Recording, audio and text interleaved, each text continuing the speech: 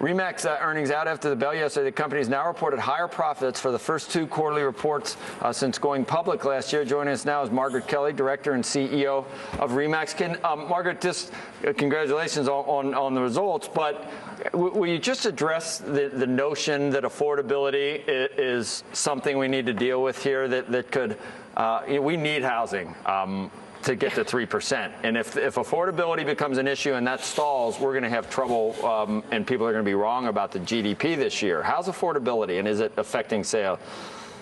Well, affordability is actually at a 5-year low, but it's still the 5th best in history. You know, rates are going up a little bit, prices are going up a little bit, but when you look at it over a 30 or 40-year historic rate, it's still tremendously low. Is this, we're coming into the sweet spot. I have some self-interest in house selling and things like that at this point. Are we coming into when people do things? Where will the interest really peak? Does it start April 1st? It usually starts in March and April, and again, it depends on weather. We've seen a slowdown in pending home sales and closings because of weather, because of tight inventory, and even some tight lending. But we usually go into April through about September because a lot of people want to move. They want to buy a home while their kids are out of school and get established before they start school again in the fall. Margaret, Larry Bossidy, is the recovery uneven across the country? What are the hot spots?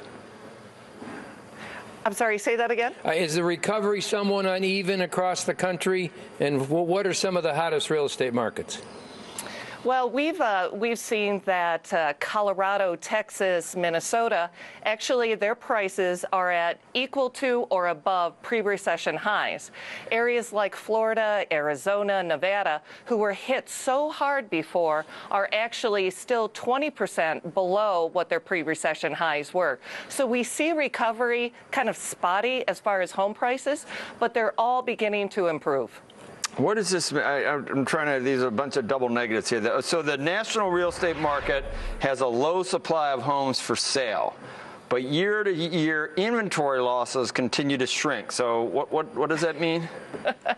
What it means is we are slowly gaining inventory. Right now we're at about 5.2 months of inventory, and 6 months is considered equilibrium, equal buyers, equal sellers. So we're at about 5.2 months. A year ago, we were only at 4.6 months. So we're slowly gaining that back for a couple reasons. Homeowners who, as prices increase, are no longer have negative equity in their home. Now they can sell their home. That adds to the inventory. We're beginning to see construction pick up again, where housing starts are at about 900,000. So as that all adds to inventory, it's a good thing for us because we have a lot of buyers out there. That's okay. So then it's not what you would think. In other words, supply and demand would say if there's too much inventory, then it would be a buyer's market. It can actually help sellers if there's more inventory because it indicates that the market's better because there's fewer houses underwater then. Right. As prices go up, there's fewer underwater. Right. And okay, but then it makes the affordability hard. So it's all these sort of cross currents on whether. So on a scale 1 to 10, is it a good time for the housing market, and who's in the driver's seat, buyers or sellers? Right now, it's pretty equal. I would say it's a little bit on the seller side, which is unusual from the last 5 years we've talked about, because inventory is low. Prices begin to go up. So we are seeing in California and Florida and areas that were hardest hit before, we're seeing multiple offers. We're seeing a bit of bidding wars because people want to be able to get those homes. So I would say it's leaning towards the seller side. Okay.